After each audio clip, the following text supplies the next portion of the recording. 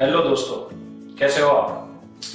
Video lecture की series में हम देखेंगे कि अगर हमारे पास किसी एल लेंथ की वायर है, इसे हम काट के एक सर्कल बना देते हैं या फिर इसे एक ट्रायंगल बना देते हैं या फिर छोटा सा स्क्वायर या फिर हेक्सागोन। इस सभी तरह के शेप के सेंटर में कितना मैग्नेटिक फील्ड इंड्यूस होता है, आइए चलिए इसी कड़ी में हम देखते हैं कि अगर हम किसी एल लेंथ के वायर को एक लूप में कन्वर्ट करते हैं तो उसके सेंटर पर कितना मैग्नेटिक फील्ड इंड्यूस होता है। तो दोस्तों, यहाँ पर हमारे पास एक एल लेंथ की वायर है और इस एल लेंथ की वायर को हम एक लूप में कन्वर्ट कर देते हैं। तो डेफिनेटली इसका जो लेंथ एल है वही एक लूप का सर्कमफेरेंस 2πr बन जाएगा। मतलब r is equal to l divided by 2π। अब आप सभी लोग जानते हैं कि अगर हमारे पास एक करंट कैरिंग लूप है तो उसका सेंटर में मैग्नेटिक फील्ड जो होगा वो होगा μ0I/2r। अब यहाँ पर हम r की वैल्यू यहाँ से सीधा सीधा सब्स्टिट्यूट कर लेते हैं तो हमारा मैग्नेटिक फील्ड का वैल्यू बन जाएगा μ0I divided by 2 times l divided by 2π। 2 cancel हो जाएगा और हम इसे रीराइट कर सकते हैं। Magnetic field V is equal to μ0I के डिवीजन में जो पाई है वो ऊपर आ जाएगा और नीचे केवल l बचेगा। हम कह सकते हैं कि किसी भी l लेंथ के वायर से बने हुए लूप के सेंटर में मैग्नेटिक फील्ड का वैल्यू हो जाएगा B is equal to μ0I pi divided by l। Magnetic field at the centre of equilateral triangle made from the wire of length l।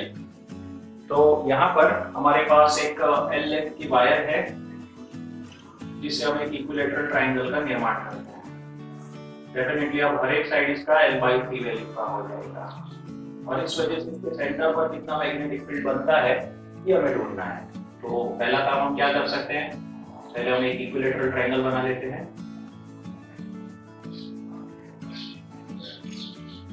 और इसके एंगल बाइसेक्टर को एक दूसरे के साथ कनेक्ट कर देते हैं कुछ इस तरह से। तो आपको सबसे पहले इस एज को ढूंढना पड़ेगा क्योंकि यही आपको किसी भी लेंथ से एक परपेंडिकुलर डिस्टेंस दे पाएगा। अब इसमें करंट एक ही डायरेक्शन में पास हो रही है ऐसा मान के चलते हैं। इस वजह से मैग्नेटिक फील्ड यहाँ पर पूरा ही राइट हैंड स्क्रू रूल को अगर हम इस्तेमाल करें तो हम देख सकते हैं प्लेन ऑफ पेपर में अंदर की तरफ जा रही है, यानी कुल मिला के सारे मैग्नेटिक फील्ड का एडिशन होगा। सबसे पहले हम इस एज को ढूंढते हैं। तो आप जानते हैं इक्विलैटरल ट्रायंगल में हर एक एंगल 60 डिग्री का होता है, तो हाफ एंगल 30 डिग्री का हो जाएगा। तो हम अप्लाई कर सकते हैं यहाँ पे formula 10 30 degree is equal to opposite h divided by this length. Now see that each part is of length of l/3, so definitely half of that becomes l/6। मतलब यहाँ से लेके यहाँ तक का जो लेंथ है वो l/6 होगा।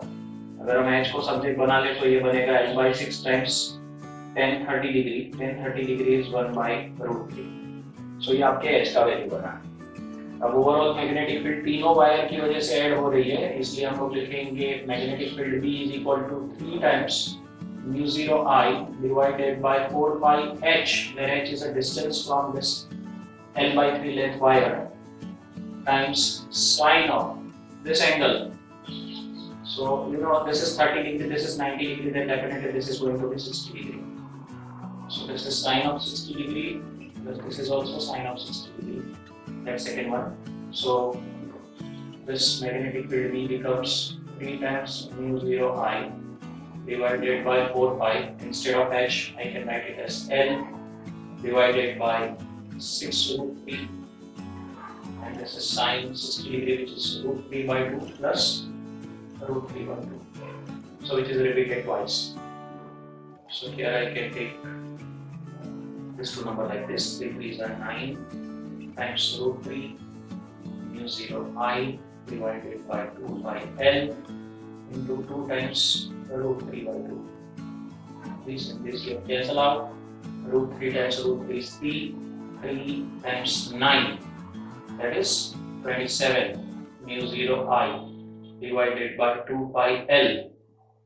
This is a net magnetic field at the center of equilateral triangle made from the wire of length L. Magnetic field at the center of square made from the wire of length L. Let's see. So here we have a length wire and this L length wire is get converted into square of length L by 4 each side. So overall length of a wire is L. So definitely each side will receive a length of L by 4. Now what could be a magnetic field at a center when the current passes through this each branch is of I ampere. So यहाँ पे हम क्या कर सकते हैं दोस्तों, सबसे पहले हमें एक स्क्वायर बनाना पड़ेगा और रिजल्टेंट मैग्नेटिक फील्ड ढूंढना पड़ेगा ये सारे वायर्स की वजह से। तो आप देख सकते हैं यहाँ पर लेंथ जो हो जाएगा वो होगा L by 4, L by 4, L by 4, L by 4। और किसी भी वायर से जिसमें से आई करंट पास हो रहा है, किसी भी वायर से सेंटर का जो डिस्टेंस होगा वो हो जाएगा L by 8, क्योंकि अगर ये ओवरऑल L by 4 है तो इसका आधा L by 8 हो जाएगा। और दूसरी एक बात कि यहाँ पर भी अगर हम राइट हैंड रूल को इस्तेमाल करें तो यहाँ पर देख सकते हैं thumb shows the direction of current, then the fingers will show you the direction of a magnetic field. तो हर एक केस में आप देख सकते हैं यहाँ पे magnetic field plane of paper में अंदर ही जा रही है, इस केस में भी। तो अल्टीमेटली हम लोग बोल सकते हैं कि मैग्नेटिक फील्ड जो होती है वो एड अप हो रही है। सो एक तरह से बोल सकते हैं B is equal to 4 times μ0 I divided by 4 pi R sin of। अब देखना है कि एक्सट्रीम एंड एंगल क्या बनाते हैं, एक्सट्रीम एंड के साथ ये पॉइंट क्या एंगल बनाता है। आप देख सकते हैं अगर ये एंगल 90 डिग्री है और ये एंगल भी 90 है तो इसका half of the angle 45 degree बनेगा। डेफिनेटली ये भी जो एंगल है वो 45 डिग्री ही बनेगा। तो इसका मतलब ये हो जाएगा साइन ऑफ 45 और दूसरी तरफ का एंगल भी 45 डिग्री बनेगा। So this is also sine of 45। सो कुल मिला के हम दोनों को तो पहले ही कैंसिल कर सकते हैं। अब देखते हैं क्या वैल्यू बचती है। So B is equal to μ0 I divided by pi। अब R की जगह पे हम क्या लिख सकते हैं? Definitely R can be expressed as L by 8 and this can be written as sin of 45, that is 1 by 2 plus 1 by 2. So this is going to be 8 times μ0 I divided by 5 times L and this is 2 by 2। Division में √2 है, इसे हम निकाल सकते हैं और हम replace कर सकते हैं 2 by √2 को √2 से। So this can be written as 8 √2 μ0 I divided by pi into L। So this is what the magnitude of magnetic field at the center of a square made from the wire of length L।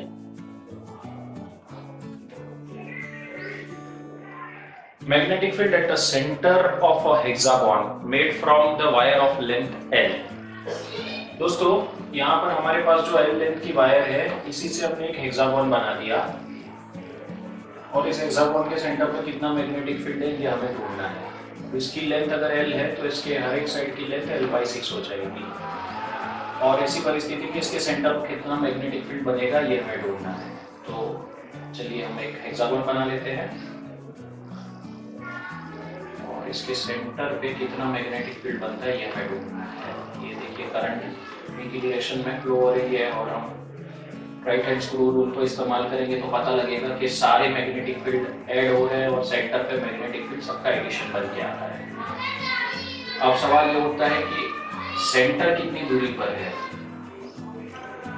तो आप जानते हैं कि ये length अगर L by 6 है तो इसका आधा लेंथ L by 12 हो जाएगा। इसको मैं H बोल देता हूँ। डेफिनेटली ये इक्विलेटरल ट्रायंगल बनेगा क्योंकि ये रेगुलर हेक्सागोन है, तो इस वजह से ये जो एंगल है वो 60 डिग्री बनेगा और ये जो एंगल है वो 30 डिग्री बन जाएगा। तो यहाँ पे हम tan थीटा यानी कि tan 30 डिग्री अप्लाई करके H की वैल्यू निकाल सकते हैं। यहाँ पे हम लोग लेंगे tan 60 degree. tan 60 degree is opposite, that is H divided bye adjacent is L by 12। तो अगर हम H को सब्जेक्ट बनाते हैं तो हमारा वैल्यू बनेगा L by 12 times tan 60 degree which is equal to √3। So this is √3 L divided by 12। ये हमारे H की वैल्यू है। अगर हमारे पास H की वैल्यू है तो अब हमारे पास बाकी कुछ करने को बचता नहीं है। B is equal to मिला के 6 कंडक्टर है इसलिए यहाँ पे हो जाएगा 6 times μ0 I divided by 4 pi. Perpendicular distance is h. Sine of angle made with respect to extreme end of a conductor by given form. So this angle is 30 degrees. So this is sine of 30 degree, and again sine of 30 degree for the other side. तो दोस्तों ये हो जाएगा 6 times mu 0, यहाँ पहले हम cancel कर सकते हैं, ये हो जाएगा 3/2, तो यहाँ पर हम लेंगे 3 times mu 0 I by 2 times pi. h की जगह पर हम लोग ले सकते हैं L√3/12 sin 30 डिग्री, यानी कि 2 टाइम्स sin 30 प्लस sin 30 यानी 2 टाइम्स sin 30 डिग्री. आप जानते हैं sin 30 डिग्री होता है 1/2, 1/2 प्लस 1/2, ये तो पूरा 1 ही बन जाएगा. चलिए इसे एक और बार कैंसिल कर लेते हैं. हो गया 6, को हटा देते इधर 2 कर देते तो ये हो जाएगा 6√3 μ0 I divided by pi into L. This is overall magnetic field at the center of hexagon made from the wire of length L.